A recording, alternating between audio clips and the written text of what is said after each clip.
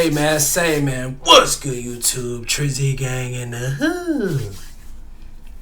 Man, Trizzy Gang was good, family. Listen, man, shout out to the Nonstop channel. We got NBA busts who saved their careers. This should be an intriguing video, man. This should be a very interesting video, man. I'm very excited for y'all. We on the road to 7K. We literally about to hit 7K soon, y'all. I can't I'm lost for words, man. I'm lost for words. I just want to say I appreciate y'all from the bottom of my heart, man. I am nothing without y'all. I'm nothing without y'all and God, man. Y'all motivate me every day to continue to drop videos, man. I want to let y'all know that right now. I'm doing my homework, you know what I mean? I do all types of video, but when it comes to the basketball space, you know, you guys know I do my reactions to regular games. But when it comes to this homework, man, I wouldn't be doing this homework stuff if it wasn't for y'all, man. Y'all want it, so I'm gonna drop it. And this is still a homework video, honestly, because there's probably gonna be hella players in here that I'm not too familiar with, you know what I mean? But let's check it out, man. Road to 10K, let's see what it's talking about. They were high draft picks and were supposed to become superstars. But because of laziness, injuries, and incompetent coaches, they struggled and almost became busts. However, these are stories of players who overcame these early obstacles and became NBA legends. These are the NBA busts who saved their careers. Let's do it. During his senior season at Oregon State in 1990, Gary Payton was featured in the cover story of Sports Illustrated as the nation's best college player. GP was a consensus All-American, a three-time All-Pac-10 selection, and the Pac-10 Defensive Player of the Year. At the time of his graduation, Payton held the school record for points, field goals, three-point field goals, assists, and steals. And it was no surprise when the Seattle Supersonics drafted him second overall in the '90 NBA draft. The Seattle Supersonics select Gary Payton from Oregon State.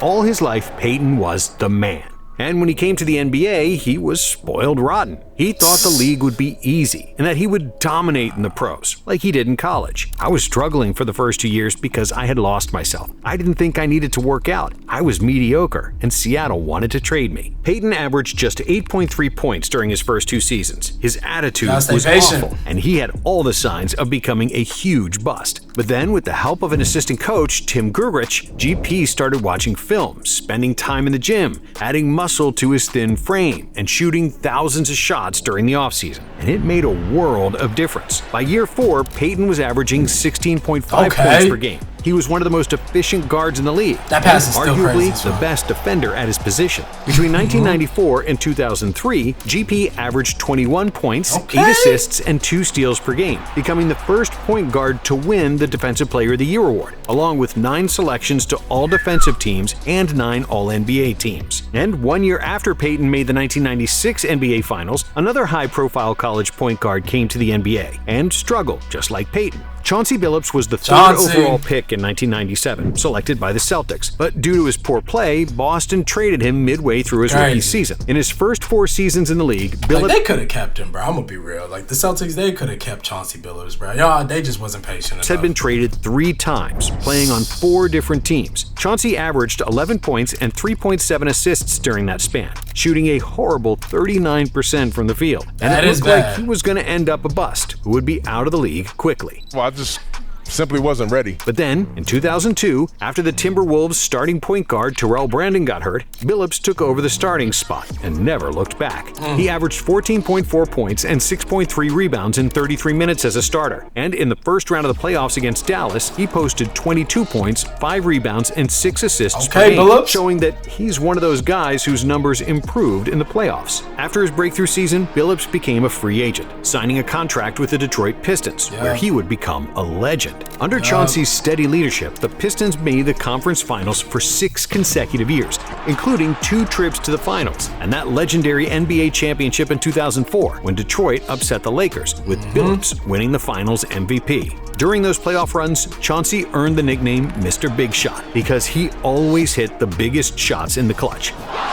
That's fire for Billups, I'm not gonna lie. Of his early career. And this next player was also considered a bust, but for Bogut. completely different reasons than Billups. Drafted first overall in 2005, the Australian center Andrew Bogut should have been one of the best players in the Milwaukee Bucks history, and their best big man since Kareem Abdul-Jabbar. As a sophomore for the University of Utah, Bogut ranked 19th in the NCAA in scoring, 2nd in rebounding, and 8th in field goal percentage. And the Bucks thought that he'd continue to dominate in the NBA. I think Andrew's going to be a better team defender. And even though he was never a great scorer, averaging just 12 12 points in his first 4 seasons with Milwaukee, Bogut was a phenomenal defender, a great rebounder, and he had excellent court vision as one of those rare centers who could run plays and hit open cutters. In the 2010 season, Andrew had a breakout year, averaging 16 points, 10 rebounds, and 2.5 blocks per game, which earned him the selection to the All-NBA third team. But in one of the last games of the season, Bogut suffered a nasty fall, landing with all of his weight on top of his wrist, while his arm twisted as he landed. The next day, Bogut was diagnosed with a broken hand, dislocated elbow, and sprained wrist, in what was one of the worst on-court injuries in NBA history. And even though he bounced back in 2012 and was considered for the Defensive Player of the Year, multiple other injuries derailed his career. Across his first 7 seasons in the NBA, Bogut missed over 200 games, completely failing to meet the high expectations set by his spectacular college career. And so, the Bucks lost patience with him. And on March 13, 2012, Bogut and Steven Jackson were traded to the Golden State Warriors. I'm so excited to continue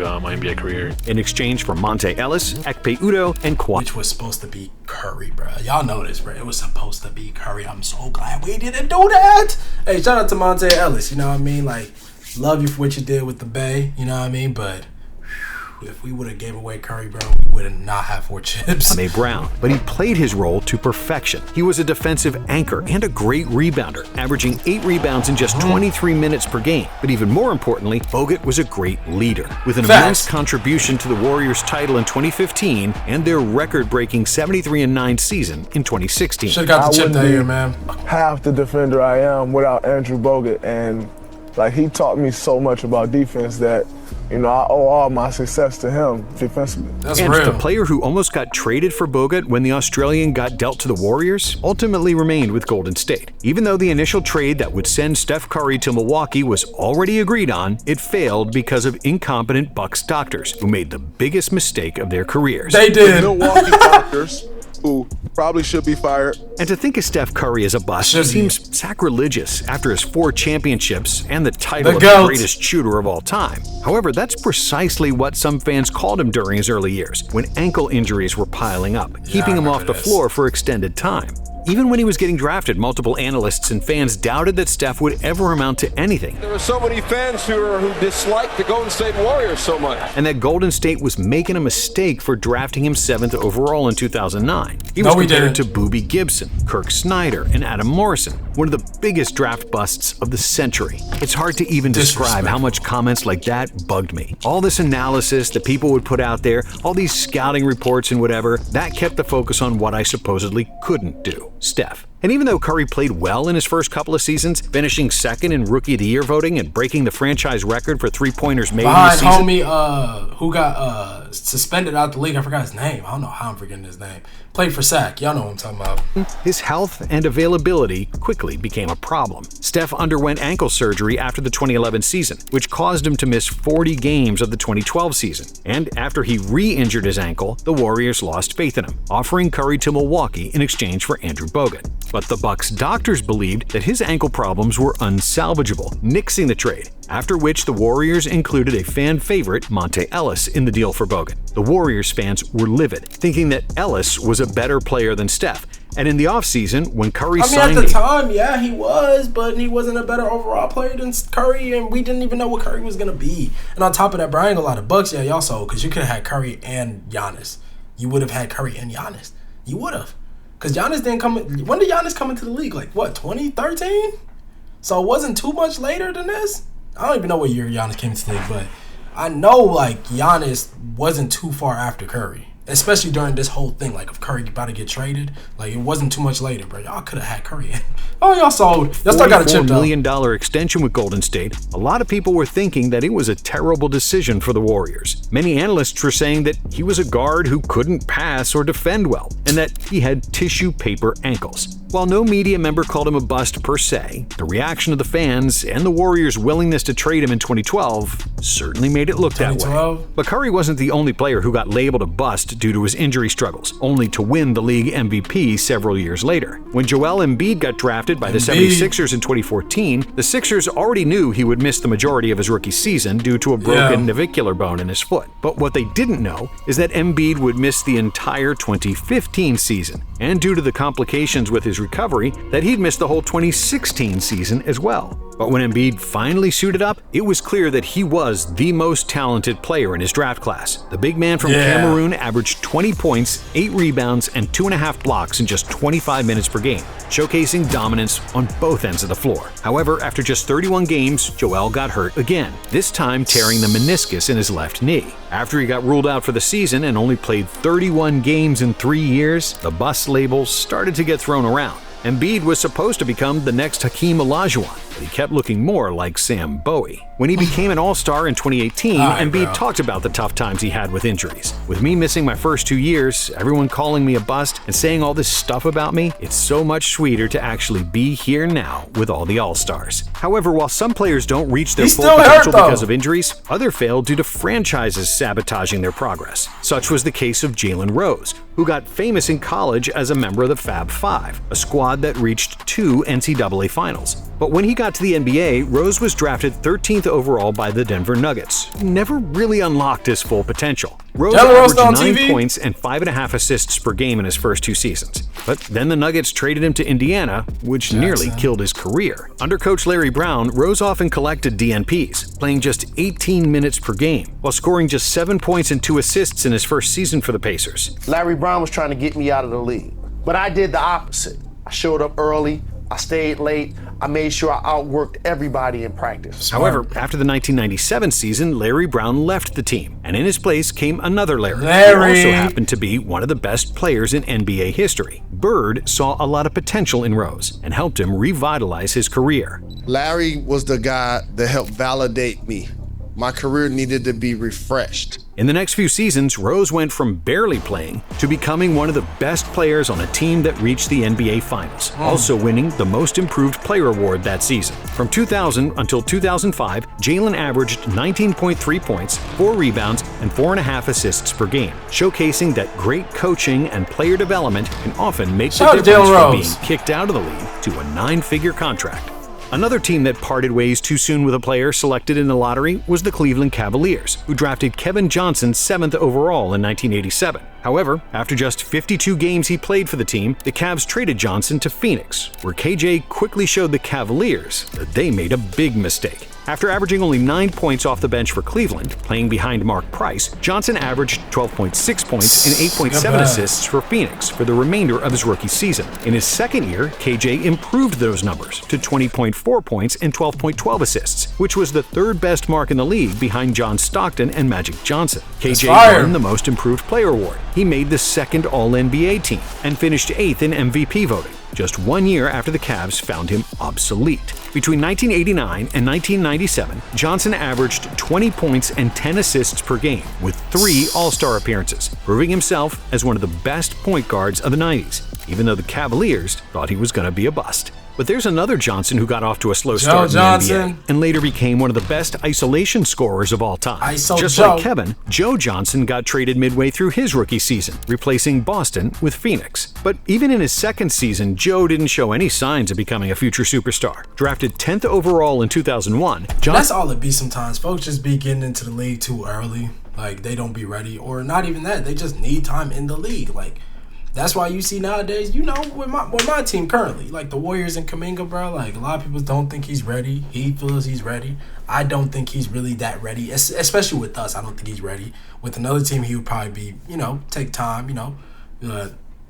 It just takes time, you feel me? Johnson averaged just 8.7 points per game in his first couple of seasons, but then he exploded. In his 3rd year, Joe improved his average to 16.7 points. That's a high increase. And over the next decade, he averaged 19 points and 4.5 assists with 7 All-Star appearances. ISO Joe scored over 20,000 points in his career, but this next player was even better. Dirk Nowitzki came to the NBA in 1998 as the 9th overall pick, and even though he became an NBA legend and one of the 8 players in NBA history who scored over 30,000 points, early signs looked grim. As a rookie, Dirk wasn't accustomed to the physicality of the NBA. He couldn't guard anybody and struggled to score. Nowitzki averaged just 8 points and 3 rebounds per game, shooting 40% from the field and 20% from 3. At one point, Nowitzki even contemplated quitting the NBA and returning to Germany, as he thought he was never going to be good enough to compete in the best league in the world. I was up and down, one good game, then one terrible game. I started the season in the starting five, but I was lost every game. I was horrible. But in his second season, Dirk improved significantly, averaging 17 points per game. And by year 3, he had already made an All-NBA team, a feat that he would accomplish for 12 consecutive years. And around that same time, another talented power forward was struggling to get his NBA career on the right track. Drafted 17th overall in 1996, a 6'11" Jermaine O'Neal came to the NBA straight out of high school, and he didn't play much. But unlike Dirk, he didn't get an opportunity to showcase his talent, playing on the deep Portland team that had an all-star power forward, Rasheed Wallace, and strong as an ox Gary Trent playing in front of O'Neal. During his first 4 seasons, Jermaine averaged only 11 minutes, scoring just 4 points per game, and it looked like he could be out of the league. This is the dude that Flight always talking about. Jermaine O'Neal would have blocked that back in the day. But then he got traded to Indiana, where he quickly blossomed into an all-star. In his second season with the Pacers, O'Neal averaged 19 points, 10 rebounds, and 2.5 blocks per game, which won him the Most Improved Player award and the selection to the All-NBA third team. Between 2002 and 2007, J.O. made 6 consecutive All-Star games, averaging 20, 10, and 2.5 blocks. And this next player was part of the best draft in NBA history, but he was never projected to become one of the best point guards of all time. When he got drafted 15th overall by the Suns in 1996. Well, I want to thank Santa Clara, St. Michael's High School, Arbutus Junior High, all my coaches, my family, and my friends. They've done a lot for me along the way, and I couldn't have done it without any of them. Many people thought that Steve Nash would never amount to anything, and that Phoenix wasted their pick. Nash was small, he was skinny, and he was Canadian, back when Canada was only known for hockey. And at first, the naysayers were right. Nash only averaged... What about, well, yeah, I was about to say something goofy. Let me not. My bad.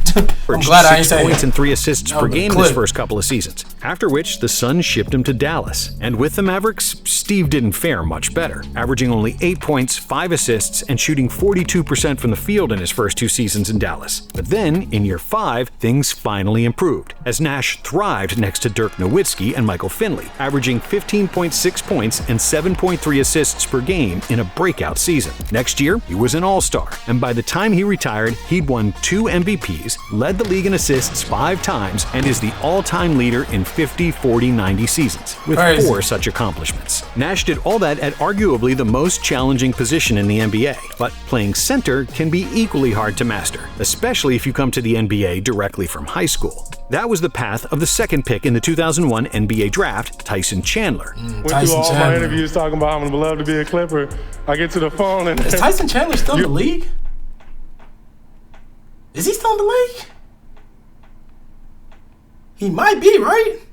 The Chicago Bulls now. Who turned pro after averaging 26 points, 15 rebounds, and 8 blocks a game as a high school senior. But when he had to bang with the big boys such as Shaq and Dikembe Mutombo, Chandler quickly realized that the NBA is a whole different animal. The Bulls center struggled early on, averaging just 7 points and 7 rebounds per game in his first 5 seasons in the league. Still fairly skinny and struggling with injuries, Chandler never developed into the defensive stopper and low-post scorer that the Bulls imagined when they drafted him 2nd overall. In a deep draft class with Pau Gasol, Jason Richardson, Zach Randolph, Gilbert Arenas, and Tony Parker, Chandler started in less than 50% of the games for Chicago. And so in 2006, they traded him to New Orleans. Playing with Chris Paul and later with Jason Kidd in Dallas, Chandler developed into one of the best rebounders, defenders, and lob threats in the NBA, averaging a double-double for the next 9 seasons. While he was never much of a scorer, he won Defensive Player of the Year, made an All-Star team, and most importantly, he was a key player on Dallas's 2011 championship run. Now, this next player is still active, and he averaged over 20 points per game for the last 10 seasons, and yet he never made an All-Star team and will never get into the Hall of Fame. It's CJ McCollum, the 10th pick of the 2013 NBA draft, who never looked like he'd be a dominant scorer for 1 season, let alone for an entire decade. The biggest problem for McCollum is that he's a tweener, a shooting guard in a point guard's body, with a small frame with difficulties on the defensive end. In his first 2 seasons with Portland, CJ averaged just 6 points per game. But let's be real, CJ definitely should have been an all-star at one point with him and Dame. Like, he was getting robbed. Let's keep it real, bro. Like, CJ definitely should have been an all-star at one point. As he was too thin to play meaningful minutes on a contending team. But then, in his third season, McCollum exploded and resurrected his career. He averaged 20.8 points and 4.3 assists per game, Like, how are you not an all-star? 42% of his threes, which earned him the Most Improved Player award. Over the next decade, CJ established himself as one of the craftiest scorers in the league. And even though he never made an all-star team, he went from a possible bust to one of the best scorers in NBA history. Thank you for watching. No cap. Hey, I ain't gonna lie, CJ McCollum is somebody who I would have wanted to see on the Warriors, bro. Like, CJ playing in that Warriors system, even though I ain't gonna lie, bro, we don't fuck with you over here, bro. Y'all know CJ McCollum is the reason for this new CBA and shit, bro. He, or whatever, the tax, like luxury tax, like he's part of the reason for it. Y'all know that, right? Like, nigga was tired of losing on Portland against the Warriors, bro. He was so sick of it, he said, nah, we gotta implement some rules, bro. Like, my nigga was that butthurt, bro. But shout out to CJ McCollum. A lot of these players on here I kind of already knew about, but there's also some that I did not know about. So shout out to Nonstop for the video. No kidding.